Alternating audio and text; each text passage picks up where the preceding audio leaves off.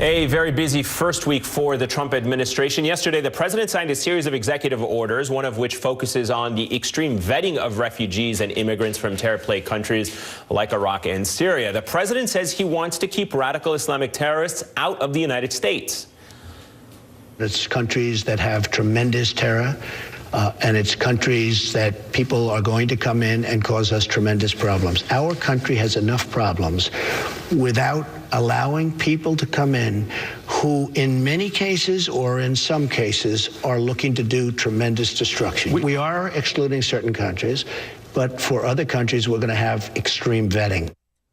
Joining me now, Zahra Bilo, Executive Director for the Council on American Islamic Relations, the San Francisco chapter, joins us live from there. Zahra, good to have you with us. First, how do you see the message that Donald Trump is sending with the signing of this executive order? What do you think that message is?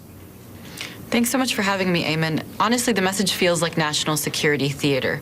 They're targeting a number of countries where we haven't seen terrorist attacks happening in the United States connected to those countries. And still, he pushes forward this rhetoric of this makes America safer. In reality, what it is a Muslim ban. So let me ask you this, Zahra. Some people are looking at this, though, and they're saying those countries are failed states. They don't have a system of governance in place, not really effective governments. That's why they're taking this measure. We heard from a former Republican Congresswoman earlier saying that this is a security measure, not a ban on the rest of the Muslim world. So, of course, keep in mind the context, which was discussed earlier. A number of these countries are places that we've destabilized. We've participated in the bombing of these countries. Nonetheless, the people that are coming to the United States from these countries are visiting, they're working, they're learning, they're wanting to be a part of the American fabric. They are not committing harm against the United States. There's no indication that they are. And so what this does is it targets people who want to be a part of the American fabric and says, no, based on your faith and where you come from, you can't be trusted. Explain to us how this may, from your perspective, undermine the very objective that it's trying to do, which is to make Americans more safe and more secure. Do you see a way by doing this, by this executive order, that in fact it has an adverse effect on Americans here and Americans abroad? Sure. You know, I would say two things about that. One is that it gives us a false sense of security by targeting people who aren't committing terrorist attacks in the United States. That's what makes us less safe, because we're not using our very limited resources effectively.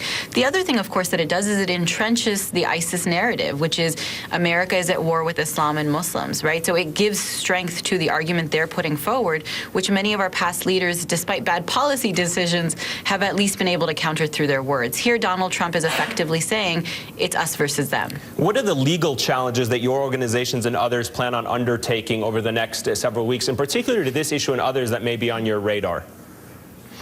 Keep in mind that the executive orders were published. The final ones were published just less than 24 hours ago, and so the legal analysis is ongoing. The top priority for lawyers right now is helping people navigate whether or not they should come back to the U.S., whether or not they should leave, and how they could handle being stuck if they're at an airport. Beyond that, the questions that are being looked at is, you know, how do we push back against this? How do we protect the rights of Americans and visitors? And so we're going to see a number of different strategies deployed to push back against this effort. Yeah, and we already know that universities like Princeton universities have already asked their students and staff to defer travel overseas because they just can't make sense of what all of this means for them. All right, Zahra Bilo, Executive Director of the Bay Area chapter of the Council on American Islamic Relations, thank you very much for joining us this Saturday afternoon. Well, you're looking at live pictures right now of JFK Airport here in New York City. People continue to protest President Trump's executive order that effectively bans refugees from 7 predominantly Muslim countries. That order has prompted several lawsuits. The ACLU is part of one of them. We're going to be joined by one of the leaders of that group minutes from now. Stay with us.